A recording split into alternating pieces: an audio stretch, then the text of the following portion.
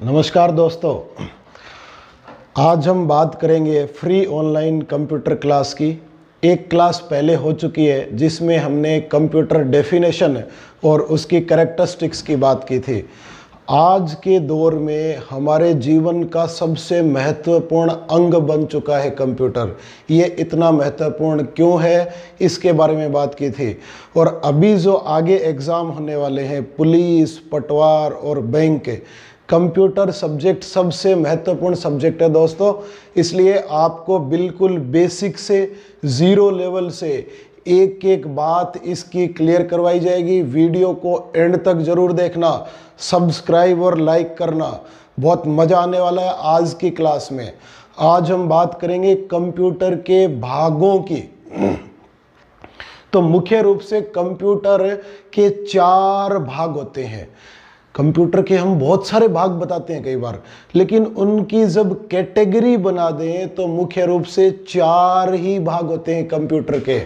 तो सबसे पहला भाग इनपुट डिवाइस है। इनपुट डिवाइस से हम कंप्यूटर में डाटा को डालते हैं। यानी कंप्यूटर में यदि कोई मानव कंप्यूटर में डाटा भेजना चाहता है तो वो इनपुट डिवाइस के माध्यम से ही भेजता है। वो डाटा जाता है सीपीयू। तो दूसरा जो कंप्यूटर का भाग है वो है हमारा सीपीयू। जो डाटा हमने कंप्यूटर में भेजा उस डाटा पर कार्य करता है सीपीयू, प्रोसेस करता है उस डाटा पर सीपीयू। तो सीपीयू का दूसरा सबसे इंपॉर्टेंट काम होता है डाटा को प्रोसेस करना। और इस कंप्यूटर का तीसरा जो मुख्य भाग होता है वो होता है कंप्यूटर का आउटपुट यूनिट, यानी आउटपुट डिवाइस। आउटपुट डिवाइस का काम होता है दोस्तों, जो काम सीपीयू ने कर दिया, जो डाटा की प्रोसेसिंग सीपीयू ने कर दी, उस डाटा को रिजल्ट के रूप में हम तक पहुंचाने का काम है वो आउटपुट डिवाइस करता है। और चौथा और अंतिम कंप्यूटर का जो पार्ट्स या भाग है वो है मेमोरी। मेमोरी को हम कहते हैं स्टोरेज। तो स्टोरेज का सबसे बड़ा रोल होता है कंप्यूटर में। जो भी हमने कंप्यूटर में डाटा भेजा, उस पर कार्य करवाया, यदि उस डाटा को हम सुरक्षित रखना चाहते हैं, कंप्यूटर में स्टोर करना चाहते हैं कि फ्यूचर में कभी पुनः काम में लेंगे, तो वो डाटा सीधे सीधे मेमोरी में स्टोर होता है। तो आइए एक एक करके बात करते हैं कंप्यूटर के भागों की। तो पार्ट्स ऑफ कंप्यूटर, कंप्यूटर के मुख्य रूप से जो भाग होते हैं वो मुख्य रूप से 4 भाग होते हैं। मुख्य रूप से 4 भागों में बांटा गया है। 4 भागों में बांटा गया है। कंप्यूटर को मुख्य रूप से 4 भागों में बांटा गया है। देखिए 4 भाग कौन कौन से हैं। सबसे पहला भाग है दोस्तों इनपुट। इनपुट, तो सबसे पहला भाग है इनपुट डिवाइस। इनपुट डिवाइस यानी आगम निर्गम उपकरण जो होते हैं उनको इनपुट आउटपुट कहते हैं। तो इसी तरह से इनपुट डिवाइस है। इनपुट डिवाइस से हम जो डाटा भेजते हैं वो सीधा जाता है सीपीयू में। तो यहाँ पर हमारा हो जाएगा सीपीयू। सीपीयू ने डाटा पर कार्य कर दिया और कार्य करने के बाद जो हमें रिजल्ट के रूप में प्राप्त होता है वो आउटपुट डिवाइस के माध्यम से प्राप्त होता है। तो हमारा तीसरा जो भाग है वो है आउटपुट डिवाइस। Output device. और चौथा हमारा भाग है वो है मेमोरी, कंप्यूटर की मेमोरी। तो देखिए मुख्य रूप से 4 भाग होते हैं इनपुट डिवाइस। अब एक एक भाग की बात करते हैं अच्छे से कि इनपुट डिवाइस क्या होता है। देखो, इनपुट डिवाइस का मुख्य काम होता है डाटा को कंप्यूटर कंप्यूटर डाटा को कंप्यूटर में, डाटा को कंप्यूटर में भेजता है या कंप्यूटर में डाटा को डालता है। इनपुट डिवाइस का मुख्य काम होता है कि बाहर से जो मानव द्वारा डाटा कंप्यूटर में भेजा जाता है वो इनपुट डिवाइस के माध्यम से ही भेजा जाता है। तो डाटा आगे जाता है, देखो तीर के चिन्ह से ही समझ सकते हो कि इनपुट से डाटा भेजा जाता है। जो हमने डाटा भेज दिया, आंकड़े भेज दिए, वो सीपीयू के पास गए, तो सीपीयू ने डाटा पर कार्य करता है, डाटा पर कार्य यानी प्रोसेस या प्रोसेसिंग करता है। सीपीयू डाटा पर प्रोसेसिंग करता है, उस डाटा को प्रोसेस करके आउटपुट के पास भेज देता है, जिससे हम रिजल्ट देखते हैं। यहां से आप कह सकते हो डाटा या इंफॉर्मेशन, जो डाटा हमारा था इंफॉर्मेशन में बदल जाता है। इंफॉर्मेशन को यूजर के समक्ष प्रस्तुत करता है। यूजर मतलब हम जो है मानव के समक्ष प्रस्तुत करता है। ये इसका मुख्य काम होता है। यानी डाटा भेजा इनपुट के माध्यम से और रिजल्ट को प्राप्त किया आउटपुट के माध्यम से, यानी हमें रिजल्ट देता है। ये क्या करता है? रिजल्ट, परिणाम देता है। उस डिवाइस को हम कहते हैं आउटपुट डिवाइस। तो एक डिवाइस हमारे पास जो एक पार्ट है, चौथा पार्ट, वो है मेमोरी। मेमोरी का मुख्य काम होता है कि जो भी आपने डाटा भेजा उस पर प्रोसेस हुआ और उसको प्राप्त किया, फ्यूचर में कभी काम में लेने के लिए मेमोरी में सेव करना चाहते हो, सुरक्षित रखना चाहते हो, स्टोर करना चाहते हो, तो मेमोरी काम में आती है। तो आप कह सकते हो डाटा, सूचना, आंकड़े, कुछ भी आपके पास डॉक्यूमेंट है, कोई भी डॉक्यूमेंट को सेव, आप कह सकते हो सेव या फिर स्टोर करने के लिए काम में लेते हैं। तो हम मेमोरी को काम में लेते हैं डाटा को स्टोर करने के लिए, डाटा को सुरक्षित करने के लिए मेमोरी काम में आती है, ताकि हम फ्यूचर में काम में ले सकें। तो दोस्तों हमने बात की है, एक बार फिर से मैं दोहराता हूं, कंप्यूटर के मुख्य 4 भाग होते हैं। इनपुट डिवाइस, जो कंप्यूटर में मानव द्वारा डाटा डाला जाता है, प्रवेश करवाया जाता है, वो इनपुट डिवाइस के माध्यम से ही भेजते हैं। जैसे कीबोर्ड हो गया, माउस हो गया, लाइट पेन हो गया, स्कैनर हो गया, MICR, OCR, BCR, ये सारे के सारे हमारे इनपुट डिवाइस होते हैं। और जो डाटा हमने भेजा वो सीधे गया CPU के पास प्रोसेस होने के लिए। CPU ने उस डाटा पर कार्य किया और हमें इच्छित परिणाम मिल गया, और हमने परिणाम जो प्राप्त किया वो आउटपुट डिवाइस के माध्यम से, जैसे मॉनिटर से प्राप्त कर लिया, प्रिंटर से हमने प्राप्त कर लिया, स्पीकर से कुछ गाने वगैरह सुन रहे हैं, तो वो आउटपुट डिवाइस होते हैं। इसी तरह से जो चौथा पार्ट है वो मेमोरी, डाटा, सूचना, आंकड़ों को स्टोर करने के काम आता है।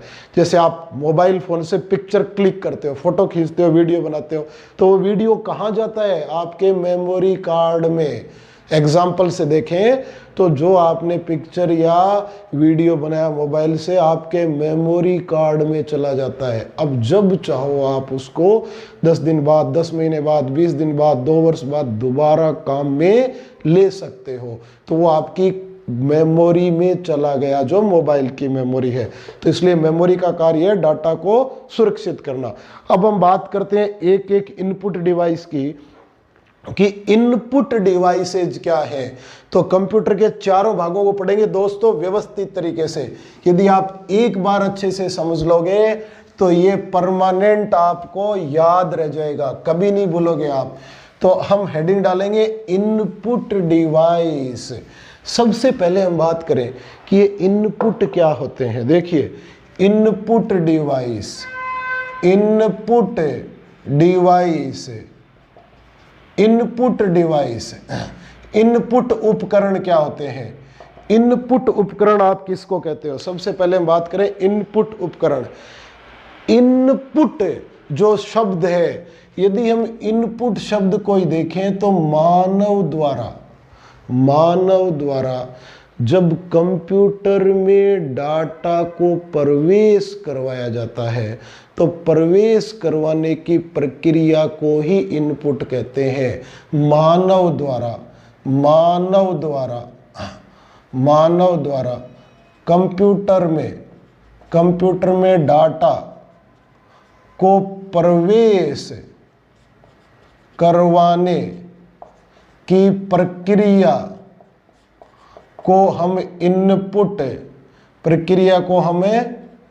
इनपुट कहते हैं। दूसरा मैं यूं कह सकता हूं कि मानव और मशीन के मध्य जो वार्तालाप किया जाता है वो इनपुट के माध्यम से ही किया जाता है। मानव इनपुट के माध्यम से ही मशीन को अपने इंस्ट्रक्शन देता है। अब ये इनपुट डिवाइस क्या होते हैं? यानी मानव जब मशीन से वार्तालाप करवाता है या डाटा को प्रवेश करवाता है तो प्रवेश करवाने के लिए कौन कौन से उपकरण चाहिए, उन उपकरणों को ही हम इनपुट डिवाइस कहते हैं। यानी कंप्यूटर के वे उपकरण जिनकी सहायता से हम कंप्यूटर यानी मशीन से वार्तालाप करते हैं। मतलब आप कह सकते हो कंप्यूटर के वे सभी उपकरण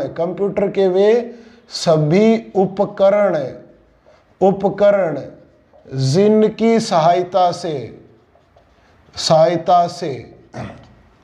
मानव कंप्यूटर के साथ वार्तालाप यानी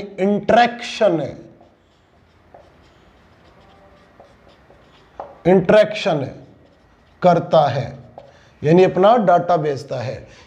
कंप्यूटर के वे सभी उपकरण जिनकी सहायता से मानव कंप्यूटर के साथ वार्तालाप करता है उसे हम कहते हैं इनपुट डिवाइस।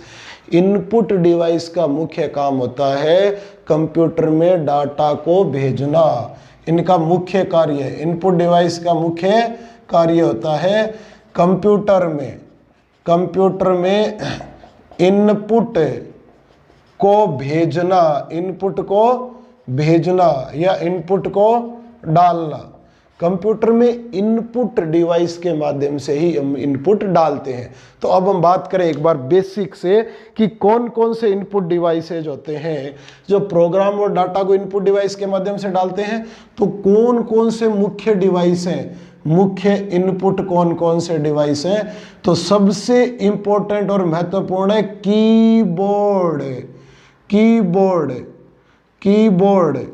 कीबोर्ड को हम आगे केबी भी लिखूंगा शॉर्ट में।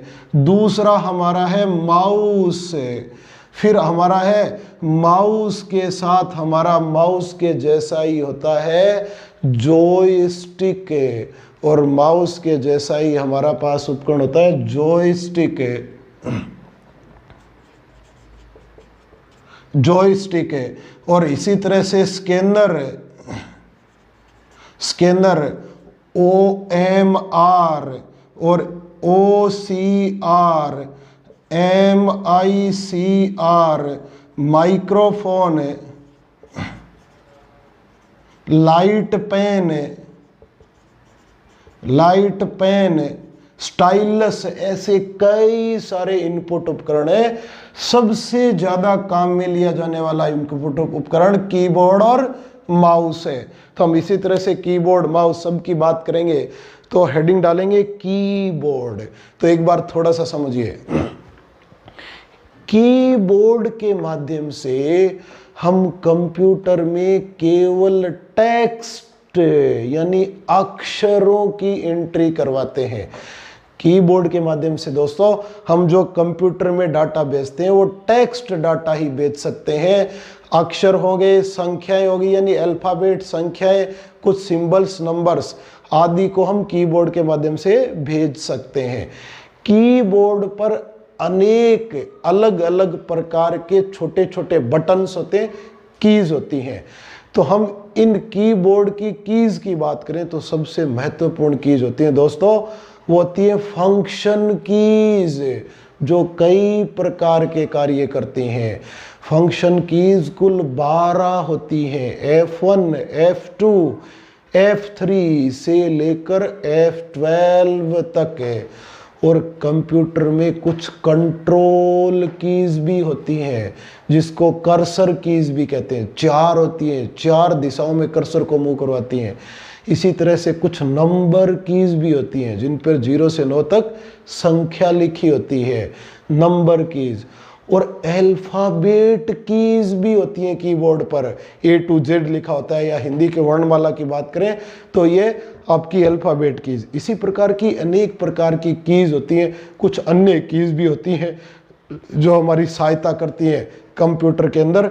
तो लगभग हम देखें कि कंप्यूटर में 104 से लेकर 120 तक कीज हो सकती हैं। तो हम बात करेंगे कीबोर्ड की। तो देखिए कंप्यूटर के मुख्य रूप से जो 4 भाग थे उसमें हम इनपुट डिवाइस में कीबोर्ड की बात कर रहे हैं। तो दोस्तों अच्छे से समझना है, इनपुट डिवाइस कीबोर्ड। तो यहाँ से आपका कीबोर्ड, हमारा जो कीबोर्ड है उस कीबोर्ड की आकृति देखें। जैसे यहाँ थोड़ा ध्यान दीजिए, इस डायग्राम में ये हमारा कीबोर्ड है, ये हमारा कीबोर्ड है। एक टाइपराइटर की जैसी आकृति का होता है कीबोर्ड। तो ये मैं कीबोर्ड बना देता हूं, ये कीबोर्ड है। इस कीबोर्ड पर यहाँ कीज होती हैं, इस तरह से कीज बनी होती है दोस्तों। सबसे ऊपर ही ऊपर होती है ये F1 से लेकर F12 तक। ये इधर से A to Z कीज होती हैं। कुछ और भी कीज होती है इसमें बहुत सारी। सबसे बड़ी की होती है स्पेस बार।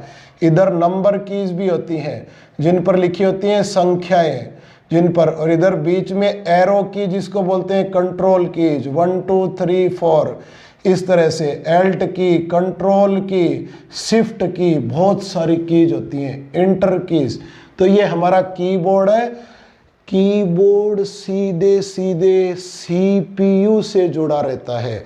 कीबोर्ड है वो CPU से जुड़ा होता है। तो हम कहेंगे यह टाइपराइटर,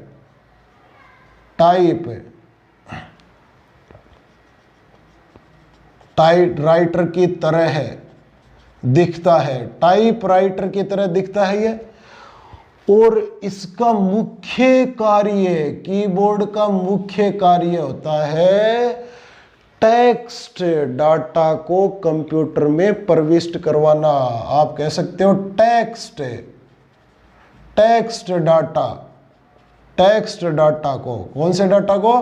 टेक्स्ट डाटा को कंप्यूटर में भेजना, टेक्स्ट डाटा को कंप्यूटर में भेजना। अब टेक्स्ट डाटा कौन सा होता है? जैसे A to Z अल्फाबेट, संख्याएं या फिर कुछ सिंबल्स, तो ये सारे टेक्स्ट डाटा को भेजता है कंप्यूटर के अंदर। कीबोर्ड पर हम देखें तो कीबोर्ड सीधे CPU से जुड़ा रहता है, CPU से जुड़ा रहता है। सबसे ज़्यादा काम में लिया जाता है दोस्तों, तो इसको थोड़ा डिटेल में समझना बहुत ज़रूरी है। तो कीबोर्ड पर जो मुख्य रूप से कीज होती हैं, कीबोर्ड पर, वो मुख्य कीज हम बात करें तो फंक्शन कीज। तो यहाँ से मैंने लिखा कि मुख्य कीज में आती है फंक्शन कीज यानी फंक्शन बटन। तो फंक्शन कीज वैसे 12 होती है जो अनेक प्रकार के कार्य करती हैं। तो सबसे पहले ध्यान दीजिए, पहली फंक्शन की है F1 और F1 का काम होता है दोस्तों, सबसे पहली फंक्शन की है F1 है, दूसरी F2, F3, ऐसे करके आपके पास है F12 तक। तो F1 का काम होता है दोस्तों, जब कंप्यूटर में हमें ज़्यादा नॉलेज नहीं हो तो ये हेल्प विंडो खोलती है। तो ये क्या करती है, हेल्प, हमारी मदद के लिए हेल्प विंडो को ओपन है, हेल्प विंडो को ओपन करता है F1 से। इसी तरह से F1 से हमने हेल्प विंडो ओपन कर दिया और हमारे पास F2 जो फंक्शन की है उसका मुख्य कार्य है कि यदि कोई फोल्डर या किसी फाइल का नाम बदलना हो, दोबारा नाम लिखना हो, रीनेम करना हो, तो हमारा F2 काम होता है। तो आप कहोगे फाइल या फोल्डर, हम बात करेंगे आगे फाइल या फोल्डर क्या होते हैं। फोल्डर का रीनेम करने के लिए हम इसको काम में लेते हैं।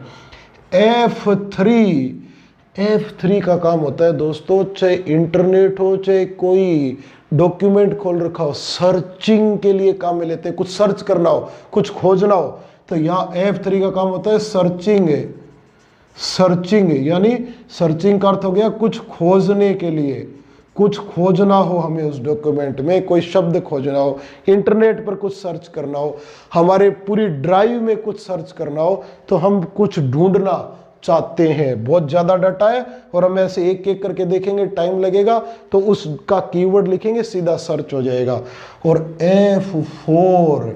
F4 का जो काम होता है दोस्तों, F4 जो कीज होती है वो हमारी होती है ओपन क्लोज करने के लिए। आप कह सकते हो विंडो को ओपन क्लोज करना है, F4 ओपन क्लोज करने के लिए हम F4 को काम में लेते हैं। इसी तरह से हमारे पास प्रमुख की है F5 का काम है रिफ्रेश करना या रीलोड करना। जब हम कंप्यूटर पे कई बार F5 दबाते हैं, रिफ्रेश या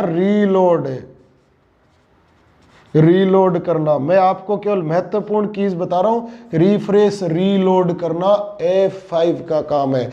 इसी तरह से दोस्तों F7 है, देखो से7 है, 7 मतलब स्पेलिंग।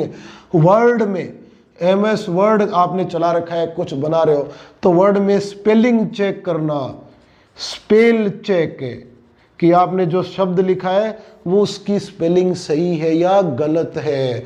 स्पेलिंग चेक सबसे ज़्यादा काम में ली जाती है। और F8 की का प्रयोग दोस्तों हम तभी करते हैं जब कंप्यूटर में विंडो को इंस्टॉल कर रहे होते हैं। और जब कंप्यूटर में विंडो को इंस्टॉल कर रहे होते हैं तो हम जो की का काम लेते हैं वो F8 होती है। और F8 का काम होता है बूटिंग वगैरह करते समय। तो जब विंडो इंस्टॉल कर रहे होते हैं, जब हमें विंडो इंस्टॉल के समय बूटिंग वगैरह में, बूटिंग आदि में इसको काम में लेते हैं। इसी तरह से F10, कई बार हमारी स्क्रीन पर जो खुला हुआ है उसका मेनू बार नहीं खुलता है, तो हमें यदि मेनू बार खोलना हो, हमें क्या खोलना हो दोस्तों, मेनू बार खोलना हो, तो मेनू बार खोलने के लिए हम काम में लेते हैं F10। मेनू बार खोलने के लिए हम काम में लेते हैं। और F11, आप जब मूवी पिक्चर देखते हो तो पूरे कंप्यूटर की फुल स्क्रीन करके देखते हो उस ऑडियो वीडियो पिक्चर को, या फिर कई बार स्क्रीन को छोटी स्क्रीन में छोटा करके देखना चाहते हो तो फुल स्क्रीन करना या उससे बाहर आना। ये F11 देखो 11 यानी फुल कर दो, तो ये फुल स्क्रीन या उससे वापस बंद करना, फुल स्क्रीन को बंद करना, फुल स्क्रीन करने के लिए हम इसको काम में लेते हैं। और F12 जो लास्ट की है इसको हम दोस्तों काम में लेते हैं जब वर्ड की कोई फाइल चल रही हो और उसको सेव एज विंडो खोलना हो। सेव एज विंडो यानी कुछ सेव करना हो हमें, सेव एज विंडो ओपन हो जाती है। इसमें ध्यान रखो, दो ही की जैसी है, F1 और F12 जिसमें विंडो ओपन होती है, यहाँ हेल्प विंडो, तो दूसरी F12 में सेव एज विंडो। F2 का काम होता है फाइल फोल्डर को रीनेम करना, F3 का काम होता है सर्चिंग, कुछ खोजना, और पेज को बंद करने के लिए F4। आपने यदि Alt प्लस F4 लगा दिया तो पेज केवल क्या हो जाएगा, बंद हो जाएगा। क्या हो जाएगा, बंद करने के लिए। क्या करने के लिए, बंद करने के लिए। इसी तरह से F5 रिफ्रेश या रीलोड करना हो हमें, कई बार प्रेस करते हैं। F7 स्पेल चेक करने के लिए। हालांकि ये F6 ज़्यादा काम में नहीं आती, F6 का काम होता है दोस्तों जब इंटरनेट पर काम कर रहे हो और हमारे कर्सर को, पॉइंटर को आपको एड्रेस बार में ले जाना हो। कहाँ ले जाना हो, एड्रेस बार में ले जाना हो, तो हम इसको काम में लेते हैं। इसी तरह से F9 को भी कह सकते हो, आप मेल वगैरह करते हो तो F9 का भी यूज होता है, लेकिन मैंने वही लिखी है जो सबसे ज़्यादा काम में ली जाती हैं। तो ये फंक्शन कीज, तो एक नंबर पे फंक्शन की। दूसरा आ जाओ आप, दूसरी हम बात करें तो नंबर कीज। नंबर की जो होती है दोस्तों, वो आपकी 0 से 9 तक संख्या लिखी होती है, नंबर कीज। तो 0 से 9 तक, इस पर एक नम लॉक भी होता है जिसको टॉगल की बोलते हैं। तो ये आपकी संख्या वाली की।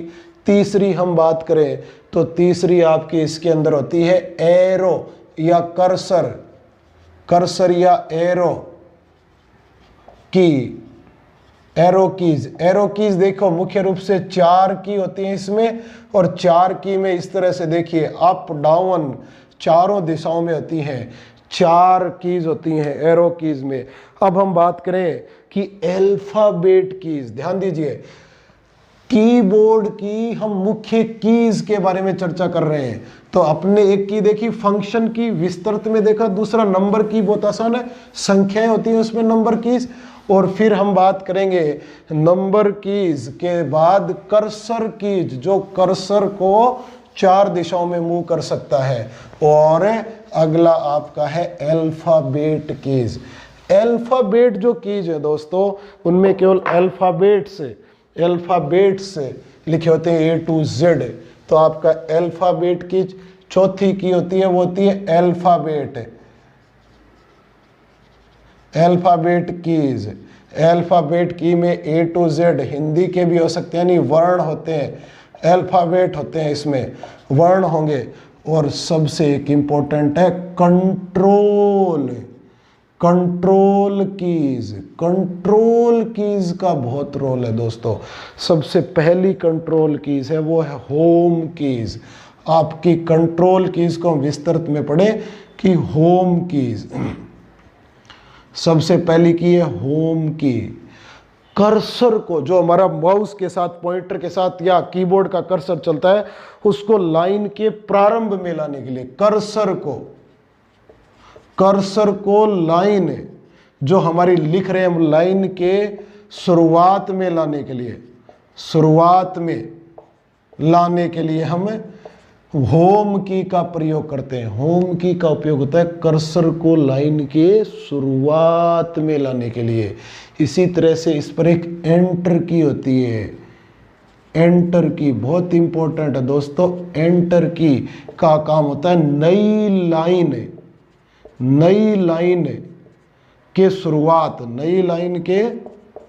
शुरुआत या प्रारंभ में जाने, नई लाइन के प्रारंभ में जाने। साथ साथ ही ये दूसरा काम करती है प्रोग्राम, कोई भी प्रोग्राम है या कोई भी सॉफ्टवेयर है को रन करने के लिए, रन यानी एग्जीक्यूट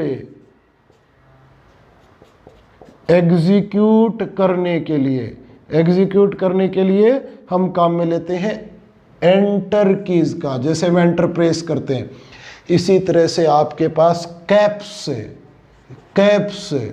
लॉक और नम की, ये दो जो की होती हैं, इनको टॉगल की कहते हैं दोस्तों।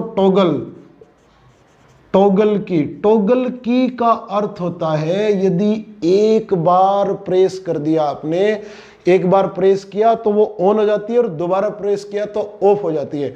टॉगल की होती है जिनको ऑन ऑफ की, on off, on off, on off की, ऑन ऑफ की टॉगल कीज। एक बार दबाया तो ऑन हो गई और एक बार दबाया तो दोबारा दबाया तो ऑफ हो गई। इसी के साथ दोस्तों अगली कीज है कुछ जिसको आप कॉम्बिनेशन कीज भी बोलते हैं, संयोजन कीज। तो संयोजन कीज में आती है शिफ्ट, शिफ्ट की, एल्ट की, और इसी के साथ कंट्रोल की, कंट्रोल की। तो मैं कंट्रोल लिख देता हूं, कंट्रोल की। तो ये जो तीन की है, ये तीनों की तीनों है वो संयोजन है। संयोजन को कहते हैं कॉम्बिनेशनल कीज है, ये कॉम्बिनेशनल, कॉम्बिनेशनल संयोजन बटन है ये। संयोजन कीज है, कॉम्बिनेशनल कीज है, ये किसी अन्य की के साथ मिलकर ही काम करती है। ये अन्य कीज के साथ, अन्य कीज के साथ कार्य करती हैं। तो ये जो आपकी कीज, इसी तरह से और भी कीज होती है डिलीट की। डिलीट की का काम होता है जो आपने जो लिखा है स्क्रीन पर या जो आप कुछ टाइप कर रहे हो उसके जो आपका डिलीट की है वो दाईं ओर, कर्सर के दाईं ओर का डिलीट करना, दाईं ओर का डाटा हटाना, वो डिलीट की। इसी तरह से एस्केप, एस्केप की या बैक स्पेस कह दो। एस्केप का मतलब होता है कैंसिल करना, एस्केप की का काम होता है कैंसिल, जो भी आपने लिखा हो कैंसिल हो जाएगा। इसी तरह से बैक स्पेस, बैक स्पेस की का काम होता है दोस्तों जैसे ये दाईं ओर तो ये बाईं ओर, बाईं ओर के अक्षर को ये मिटा देती है, बाईं ओर के अक्षरों को मिटाना। और कीबोर्ड पर सबसे बड़ी की होती है स्पेस बार, सबसे बड़ी की स्पेस बार, स्पेस बार ये सबसे बड़ी की होती है दोस्तों, सबसे बड़ी की, सबसे बड़ी की। अब सबसे बड़ी जो होती है इसका काम होता है दो अक्षरों, संख्याओं या फिर अल्फाबेट के बीच स्पेस देने के लिए, स्पेस देने के लिए हम काम में लेते हैं स्पेस बार। तो अब हमने कीबोर्ड की लगभग संपूर्ण बात की है। यदि हम देखें कि कीबोर्ड साधारणतया दुनिया में जो काम में लिए जाते हैं उन पर कुल कीज 104 से लेकर 120 तक होती हैं, लेकिन जो स्टैंडर्ड कीबोर्ड होते हैं, जो मानक कीबोर्ड होते हैं, उनको क्वार्टरी कीबोर्ड कहते हैं। तो उस पर मात्र 104 कीज होती हैं दोस्तों, 104 कीज। तो हम कीबोर्ड की बात करें तो यदि स्टैंडर्ड कीबोर्ड की बात करें, मानक कीबोर्ड, तो मानक कीबोर्ड में 104 की ही होती हैं, 104 कीज होंगी। स्टैंडर्ड कीबोर्ड में 104 कीज होंगी जिसको आप कहते हो QWERTY, क्वार्टरी कीबोर्ड कहते हैं इसको। तो ये थोड़ा अच्छे से ध्यान रखना है कीबोर्ड। तो नेक्स्ट जो हमारा इनपुट डिवाइस है वो है पॉइंटिंग डिवाइस। पॉइंटिंग डिवाइस कह दीजिए या माउस कह दीजिए आप। पॉइंटिंग डिवाइस के अंदर माउस आता है, आपका गेम खेलने वाला जॉयस्टिक आता है पॉइंटिंग डिवाइस में, और ट्रैक बॉल भी आता है आपका पॉइंटिंग डिवाइस में। तो हम बात करें पॉइंटिंग डिवाइस की, तो पॉइंटिंग डिवाइस की एक विशेष बात होती है दोस्तों। पॉइंटिंग डिवाइस जो होते हैं उनके लिए एक पॉइंटर होता है और पॉइंटर को कंट्रोल करना पॉइंटिंग डिवाइस का मुख्य कार्य होता है। तो हम अगला इनपुट जो दूसरा ले रहे हैं, हम ले रहे हैं pointing device. Pointing device, pointing device. Pointing device का जो सबसे पहला पार्ट है वो है माउस। माउस माउस माउस सीधे सीधे सीपीयू से जुड़ा रहता है। जैसे ये आपका माउस है, ये सीधे सीधे सीपीयू से जुड़ा रहता है। जो माउस होता है ये एक पॉइंटिंग डिवाइस है, एक प्रकार का पॉइंटिंग डिवाइस। आया हुआ क्वेश्चन है, पॉइंटिंग डिवाइस कौन सा है, तो माउस पॉइंटिंग डिवाइस है। ये एक प्रकार का पॉइंटिंग डिवाइस है जो चूहे जैसी, देखो चूहे जैसा दिख रहा है, चूहे जैसे आकार, चूहे जैसा आकार का होता है, चूहे जैसे आकार का होता है। देखो इस माउस का मुख्य कार्य क्या होता है। देखो दोस्तों, माउस हम क्यों यूज में लेते हैं। माउस के लिए एक इस तरह का सिंबल होता है, ये पॉइंटर कह दीजिए आप, इसको आप पॉइंटर कहते हो, पॉइंटर या माउस का कर्सर, पॉइंटर कह दीजिए, माउस का कर्सर कह दीजिए। तो ये सिंबल है जो माउस को शो करता है कंप्यूटर की स्क्रीन पर। तो इस माउस का जो मुख्य कार्य होता है दोस्तों, वो होता है कंप्यूटर स्क्रीन पर विकल्प का चयन करना।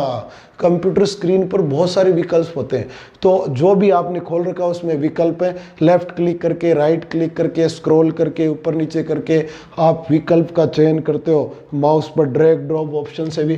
तो मुख्य कार्य होता है स्क्रीन पर विकल्पों, कंप्यूटर की जो स्क्रीन है, कंप्यूटर स्क्रीन पर विकल्पों का चयन करना। विकल्प या बहुत सारे विकल्प होते हैं, इसमें किसी एक विकल्प का चयन करना, चयन करना। जिस विकल्प पर क्लिक करोगे, जिस विकल्प पर क्लिक करोगे, जिस विकल्प पर दोस्तों आप क्लिक करोगे, वो कंप्यूटर में इनपुट हो जाएगा। वो विकल्प है कंप्यूटर में इनपुट हो जाएगा। अब हम बात करें कि माउस पर कितने बटन होते हैं, तो देखिए माउस का मैं डायग्राम बनाऊं इस तरह से। ये पूंछ होगी चूहे की, और ये इस तरह से, ये लेफ्ट बटन है, लेफ्ट बटन, ये आपका लेफ्ट बटन, और ये वाला राइट बटन, राइट बटन होता है दोस्तों, राइट बटन। और ये जो बीच में जो होता है, इसमें एक छोटी सी स्क्रॉल बार होती है, इसको आप कहते हो स्क्रॉल बटन। तो माउस में कुल 3 बटन होते हैं, कुल 3 बटन होते हैं। माउस पर कुल 3 बटन होते हैं। 3 बटन में एक आपका लेफ्ट बटन होता है, दूसरा आपका होता है राइट बटन, और तीसरा होता है स्क्रॉल बटन। हम देखें कि ये जो मुख्य कार्य करता है वो विकल्प का चयन करना। लेकिन जब कंप्यूटर की विंडो आपने खोल रखी है दोस्तों, ध्यान से देखिए, तो जब कोई भी वर्ड का डॉक्यूमेंट खोल रखा है तो नीचे एक बार होती है, इसको इस तरह की एक लाइन से होती है, आगे पीछे कर सकते हैं। ये होता है हॉरिजॉन्टल, और ऊपर इधर होती है, उसको कहते हैं वर्टिकल स्क्रॉल बार। तो ये होती है वर्टिकल स्क्रॉल बार। तो ये जो माउस है ये इस वर्टिकल, हॉरिजॉन्टल को नहीं, वर्टिकल स्क्रॉल बार को अप डाउन करता है। माउस इसे अप डाउन करता है, अप डाउन मतलब ऊपर नीचे करता है। जब इसको ऊपर नीचे करता है तो हमारा डॉक्यूमेंट भी आगे पीछे हो जाता है। तो ये हमारा माउस था। माउस मुख्य रूप से हम देखें तो 2 प्रकार के माउस, 2 प्रकार के। जब कंप्यूटर का विकास हुआ, जब जन्म हुआ, तो प्रारंभ में, शुरुआत में जो माउस काम में लिए जाते थे वो माउस होते थे मैकेनिकल माउस। इसको कहते हैं मैकेनिकल माउस। माउस कह सकते हो आप, मैकेनिकल माउस। मैकेनिकल माउस में क्या होता था कि नीचे एक गेंद होती थी, नीचे एक बॉल लगी होती थी, नीचे एक बॉल लगी होती थी, उस बॉल से ही वो कर्सर कंट्रोल होता था। लेकिन आजकल विश्व में वर्तमान में जो सर्वाधिक माउस काम में लिए जा रहे हैं वो माउस है दोस्तों ऑप्टिकल माउस, ऑप्टिकल माउस। और ऑप्टिकल माउस जो होते हैं उसमें गेंद के स्थान पर फोटो डिटेक्टर होता है, गेंद के स्थान पर फोटो डिटेक्टर होता है जिससे हम कंट्रोल करते हैं। तो गेंद के स्थान पर फोटो डिटेक्टर लगा होता है, गेंद के स्थान पर फोटो डिटेक्टर लगा होता है और उसी फोटो डिटेक्टर की सहायता से जो हमारा कर्सर कंट्रोल किया जाता है। तो अब हम पॉइंटिंग डिवाइस में ही, पहला था माउस, माउस के बाद हम पॉइंटिंग डिवाइस में बात करेंगे जॉयस्टिक की। और जॉयस्टिक जो होती है वो छोटे बच्चे गेमिंग में, कंप्यूटर पर यदि आपको कोई गेम खेलना हो तो सबसे ज़्यादा काम में ली जाती है। वो है दोस्तों आपका, सबसे ज़्यादा जो काम में ली जाती है वो आपका है जॉयस्टिक। देखो इसके नाम से ही पता चल रहा है, नाम में लिखा है जॉय, जॉय का मतलब आनंद और स्टिक यानी छड़ी, लकड़ी। तो इसी तरह से आपका है जॉयस्टिक, जॉयस्टिक, इसको आप लिखोगे जॉयस्टिक। जॉयस्टिक को समझिए दोस्तों, जॉयस्टिक क्या होती है। जॉयस्टिक इस तरह सा एक गेमिंग इक्विपमेंट होता है, कार के गियर की तरह, कार के गियर की तरह एक छड़ी नुमा उपकरण होता है। उसको आप सभी दिशाओं में घुमा सकते हैं ताकि आपके गेम के जो आइकन्स हैं वो कंट्रोल हो सके, इमेजेस उसके कंट्रोल हो सके, ऑब्जेक्ट कंट्रोल हो सके। तो आपको कह सकते हो कार के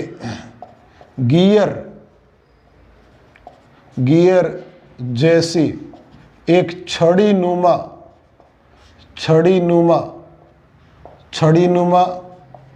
उपकरण है जो कंप्यूटर पर गेम खेलते समय उपयोगी है, सबसे ज्यादा उपयोगी है। और इसमें एक हैंडल होता है, उस हैंडल को सभी दिशाओं में घुमाया जा सकता है, उस हैंडल को हम सभी दिशाओं में घुमा सकते हैं दोस्तों। इसी तरह से एक पॉइंटिंग डिवाइस हमारे पास और होता है ट्रैक बॉल। तो आपका जो ट्रैक बॉल भी यहां देख लेते हैं, ट्रैक बॉल। देखो ट्रैक बॉल होता है वो माउस के जैसा ही होता है, थोड़ा सा अंतर है। माउस में बॉल नीचे लगी रहती है और ट्रैक बॉल में जो बॉल होती है वो ऊपर होती है। देखिए लेफ्ट राइट बटन और यहाँ बॉल होती है, तो ये लेफ्ट बटन राइट बटन और इधर ऊपर बॉल होती है। नीचे की बजाय ऊपर जो होती है वो बॉल लगी रहती है, उस बॉल को आप अंगुली से घुमा सकते हो और उसी के अनुसार पॉइंटर चलता है। अच्छा, ट्रैक बॉल का उपयोग क्यों करते हैं, क्या जरूरत है जब माउस है तो देखो दोस्तों, आपकी कंप्यूटर की टेबल पर जगह बहुत कम हो, जैसे बड़े बड़े शहर है, ऑफिस में जगह कम होती है, माउस को हाथ से मूव करना पड़ता है, घुमाना पड़ता है, तब उसके नीचे लगी बॉल या फोटो डिटेक्टर काम करता है, पॉइंटर आगे पीछे होता है। लेकिन आप ट्रैक बॉल को बिना मूव किए, क्योंकि ऊपर अंगुली से बॉल को मूव कर सकते हो, तो उससे आप इसको काम में ले सकते हैं। कम जगह में एक ही जगह पड़ा रहता है, हिलाने की जरूरत नहीं है। तो ट्रैक बॉल में क्या होता है, बॉल माउस जैसा ही इनपुट डिवाइस है, माउस जैसा इनपुट डिवाइस है दोस्तों। लेकिन यहाँ जो बॉल होती है वो बॉल जो होती है, बॉल नीचे की बजाय ऊपर लगी रहती है, ऊपर लगी होती है, बॉल नीचे की बजाय ऊपर होती है, इसलिए इसका नाम पड़ गया ट्रैक बॉल। अब देखिए हम बात करते हैं नेक्स्ट, जो अगला इनपुट डिवाइस है दोस्तों हमारा, अगला इनपुट डिवाइस है स्कैनिंग डिवाइस। जो तीसरा इनपुट डिवाइस हम बात करेंगे स्कैनिंग डिवाइस की। देखिए स्कैनिंग डिवाइस में सबसे इंपॉर्टेंट है स्कैनर। सबसे ज़्यादा हम काम में लेते हैं स्कैनर को, और स्कैनर के साथ स्कैनिंग डिवाइस में बहुत सारे डिवाइसेज आते हैं। तो हमारा स्कैनिंग डिवाइस में हम काम में लेंगे स्कैनिंग डिवाइस। देखिए दोस्तों, स्कैनिंग डिवाइस का पहला पार्ट है स्कैनर। ध्यान से समझिए, बहुत इंपॉर्टेंट है, हमेशा क्वेश्चन पूछे जाते हैं स्कैनर से। देखिए जब आप कई बार फॉर्म भरने जाते हो इंटरनेट पर, ई मित्र पर, तो आपसे आधार कार्ड मांगता है, आपके डॉक्यूमेंट मांगता है और आपकी फोटो भी लेता है। तो उन सब को वो एक इनपुट उपकरण के माध्यम से स्कैन करता है, उसकी एक इमेज बनाता है और अपने कंप्यूटर में स्टोर कर देता है। तो स्कैनर का मुख्य कार्य होता है दोस्तों कि जो डॉक्यूमेंट है, जो आपके पास डाटा है, जो आपके पास कोई पेज है, उस पेज की इमेज बनाता है और कंप्यूटर में स्टोर कर देता है। स्कैनर का काम होता है डॉक्यूमेंट कह दीजिए, पेज कह दीजिए, या दस्तावेज को स्कैन करके एक इमेज बनाता है।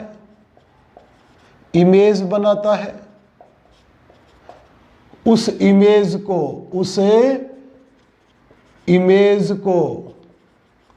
कंप्यूटर की मेमोरी में स्टोर कर देता है। देखिए स्कैनर क्या होता है, आपने देखा होगा इस तरह का एक उपकरण होता है स्कैनर। इस तरह का उपकरण होता है। यहां पर आप कोई भी डॉक्यूमेंट रख दीजिए, कंप्यूटर से जुड़ा होता है ये डॉक्यूमेंट। कोई भी आप डॉक्यूमेंट रख दीजिए, दस्तावेज रख दीजिए, कोई भी डाटा हो आपके पास, वो कागज जो आपने रख दिया, उस कागज को वो स्कैन करेगा। ये स्कैनर है, इसको बंद कर देंगे जैसे ऊपर के कवर को, तो उस पेज की एक इमेज बनाएगा और उसको स्कैन करके हम एक कंप्यूटर में स्टोर कर सकते हैं और काम में भी ले सकते हैं। ये स्कैनर मुख्य रूप से दो प्रकार की इमेज तो बनाता है, एक पीडीएफ फॉर्मेट और एक जेपीईजी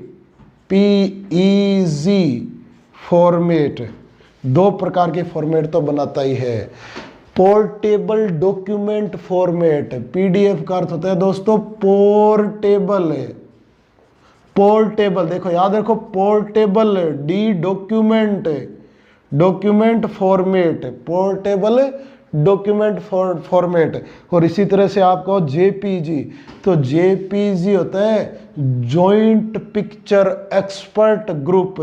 इसको कहते हैं जॉइंट पिक्चर एक्सपर्ट ग्रुप। देखो जरा, इसको कहते हैं जॉइंट पिक्चर एक्सपर्ट ग्रुप।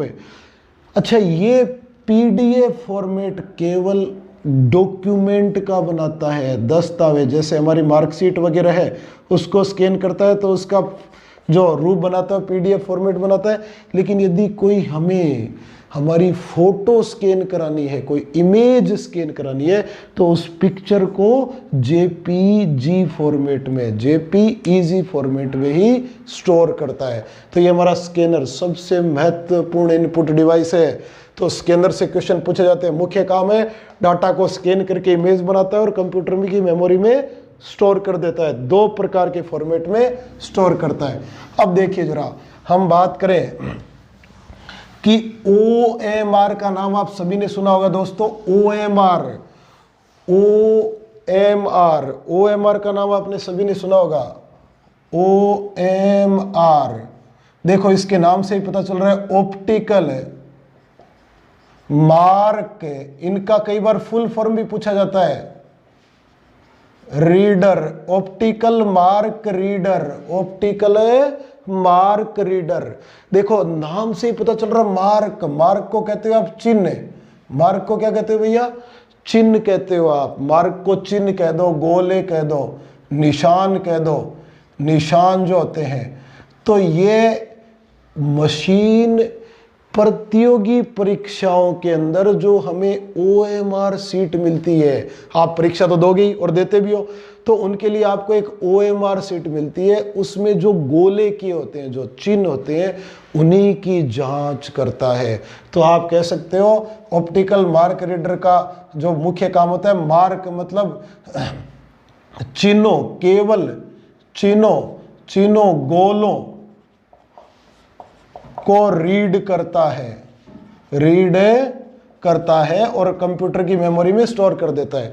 ये जो OMR मशीन है, ऑप्टिकल मार्क रीडर, ये रीड करके केवल गोलों को, चिन्हों को ही रीड कर सकता है। ये जो चिन्ह होते हैं उसी को आप मार्क कहते हो। तो OMR स्पेशली यूज किया जाता है प्रतियोगी परीक्षाओं की उत्तर पुस्तिका के गोले या उसके उत्तर पुस्तिका के उत्तर जांचने के लिए, इसके उत्तर जांचने के लिए इसको काम में लिया जाता है। लेकिन यदि हम OMR पे पेपर दे रहे हैं तो आपने देखा होगा उस पे हमारे रोल नंबर भी होते हैं, नाम भी लिखा होता है, तो वो तो आपके पास वर्ड्स हो गए, अल्फाबेट हो गए। तो इसी OMR का एडवांस रूप है दोस्तों OCR है। OCR नाम में ही छिपा है सब कुछ, ध्यान से समझोगे तो क्लियर हो जाएगा। ऑप्टिकल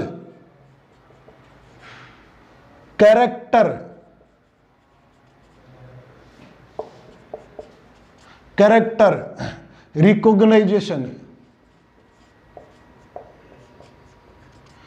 या फिर रीडर भी कह सकते हो आप। ऑप्टिकल कैरेक्टर रिकॉग्नाइजेशन ही होता है। तो यहां कैरेक्टर का मतलब हो गया अल्फाबेट, अक्षर बनेंगे, अक्षरों को भी रीड करता है, तो हमें देखना है कि ये जो करता है वो आपके अक्षरों को भी रीड कर देता है। यानी OMR का एडवांस रूप है। OCR जो है वो OMR का एडवांस रूप है, एडवांस रूप है दोस्तों। और ये क्या करता है कि यहां से चिन्हों के साथ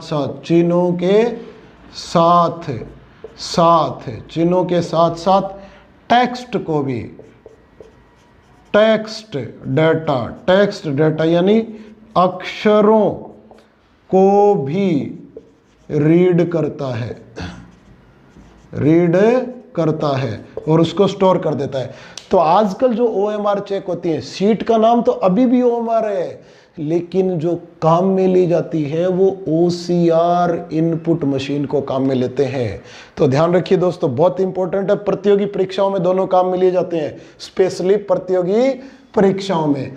अगला जो हमारा इनपुट डिवाइस है दोस्तों, वो है इन्हीं के जैसा, बैंक में काम आता है, MICR। देखो MICR आपने कई बार सुना होगा, हमें याद नहीं रह पाता। MICR तो बहुत आसान है।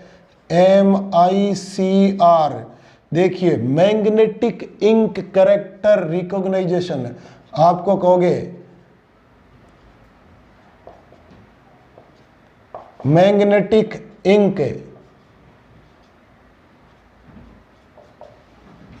कैरेक्टर रिकॉग्नाइजेशन है।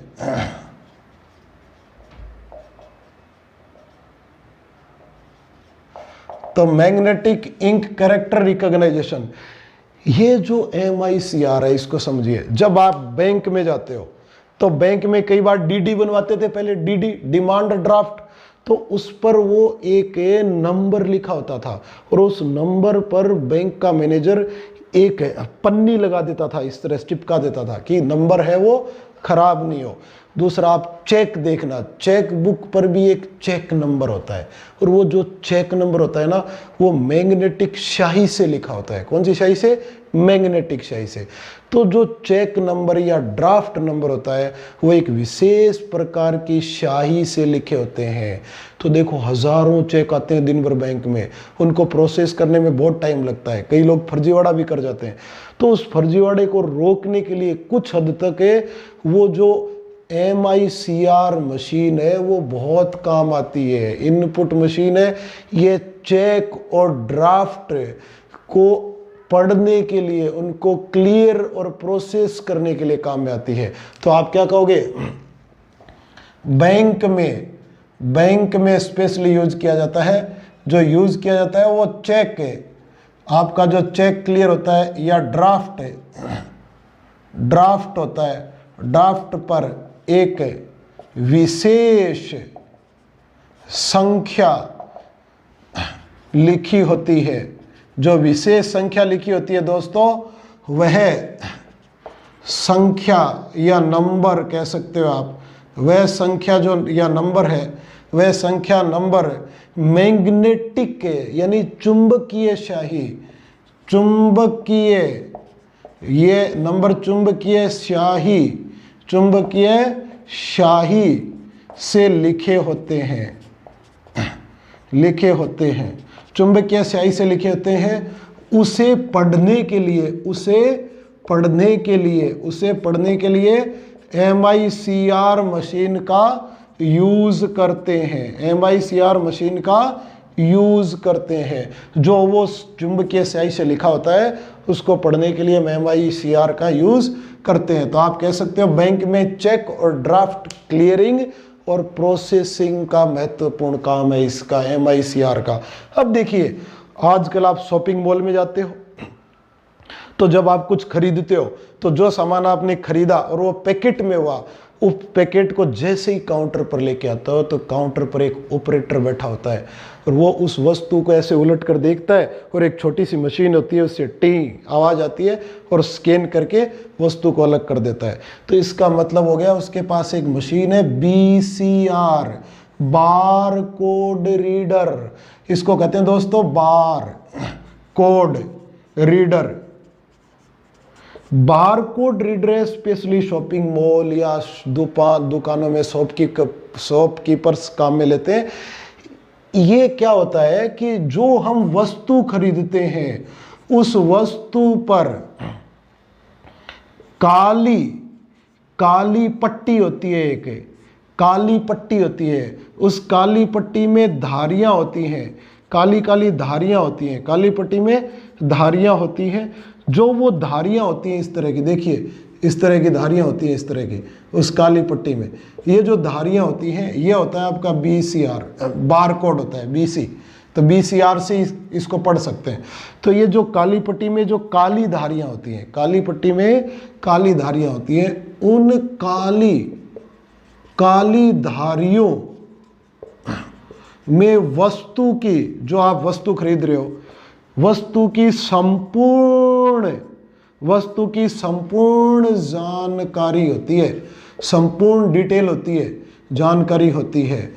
तो देखो जब उन काली धारियों को हम सीधे देखते हैं तो हमें पता नहीं चलता कि क्या लिखा है, कुछ समझ में नहीं आता।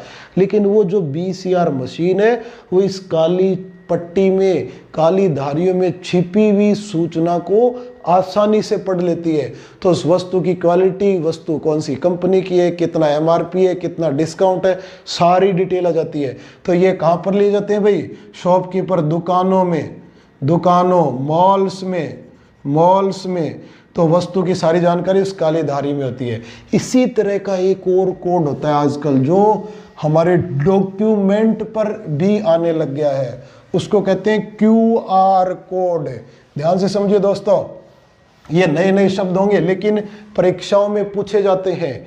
QR कोड इसका अर्थ है क्विक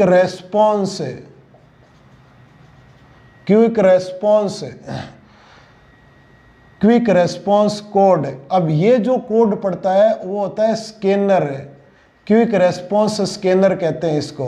क्विक रेस्पॉन्स स्कैनर, देखो जरा, आप अपना आधार कार्ड देखना आज ही, आधार कार्ड, उस आधार कार्ड पर एक इस तरह की चौपड़ी होती है, चौपाई होती है, और उस पर छोटे छोटे डॉट्स होते हैं।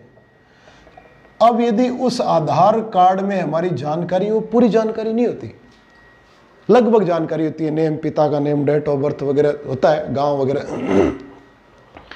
और भी हमारी डेट सारी डिटेल निकाल ली हो, डेट ऑफ बर्थ कितनी है, और हमारा पूरा बायोडाटा निकालना हो, तो इस आधार कार्ड की इस जो चौपड़ी होती है उसको कहते हैं क्यूआर कोड, इसको कहते हैं क्यूआर में छुपी रहती है, और वो क्यूआर स्कैनर के माध्यम से ही हम स्कैन कर सकते हैं। इसको आप कह सकते हैं कि ये कई डॉक्यूमेंट वह वस्तुओं पर भी होता है, लैपटॉप वगैरह पर लिखा था, वस्तुओं पर है, एक चौपड़ में बना डॉट्स का समूह होता है, और उस समूह में वस्तु की कंप्लीट जानकारी होती है, उस वस्तु की सारी जानकारी होती है, इसमें सारी जानकारी उस वस्तु की होती है दोस्तों। तो अब हम एक दो डिवाइस और बच गए इनपुट, उनकी बात करें तो हमारा है माइक्रोफोन। देखिए जरा, माइक्रोफोन क्या होता है। माइक्रोफोन का जो काम होता है दोस्तों, वो कार्य होता है जो हम बोलते हैं उसको कंप्यूटर में भेज देता है। जो हम मुंह से बोलते हैं, हमारी ऑडियो वॉइस को कंप्यूटर में रिकॉर्ड कर देता है कंप्यूटर के फॉर्मेट में, यानी वॉइस रिकॉर्डिंग को इनपुट के रूप में लेता है, हमारी आवाज़ यानी ऑडियो को इनपुट के रूप में लेता है। जैसे हम पढ़ाते हैं, अभी भी देखो मैंने माइक लगा रखा है, माइक्रोफोन कह सकते हो आप, ये सीधा कंप्यूटर में जा रहा है, तो आप कहोगे माइक्रोफोन। जैसे आप कान के लगाते हो ना हेडफोन, वो अलग है, वो तो आउटपुट है स्पीकर, लेकिन जो मैं बोल रहा हूं वो कंप्यूटर में जा रहा है, तो ये कौन सा है दोस्तों, माइक्रोफोन। आप कह सकते हो ऑडियो, या जो हमारी आवाज है, आवाज को कंप्यूटर तक भेजता है, यानी जो ऑडियो या आवाज को इनपुट करता है, या आवाज को इनपुट कर देता है, यह हमारा है माइक्रोफोन। देखिए इसी प्रकार के अन्य और भी इनपुट डिवाइस हैं जो इनपुट के साथ साथ आउटपुट का भी काम करते हैं। तो हम आगे धीरे धीरे पढ़ेंगे कि ऐसे कौन कौन से डिवाइसेज होते हैं। जैसे वेब कैम, वो इनपुट आउटपुट दोनों का काम करता है। मोडेम इनपुट आउटपुट दोनों का काम करता है। ऐसे कई डिवाइसेज है। और यहाँ हम एक और इनपुट डिवाइस की बात करें तो आपका लाइट पेन। देखिए दोस्तों, लाइट पेन के जैसा होता है,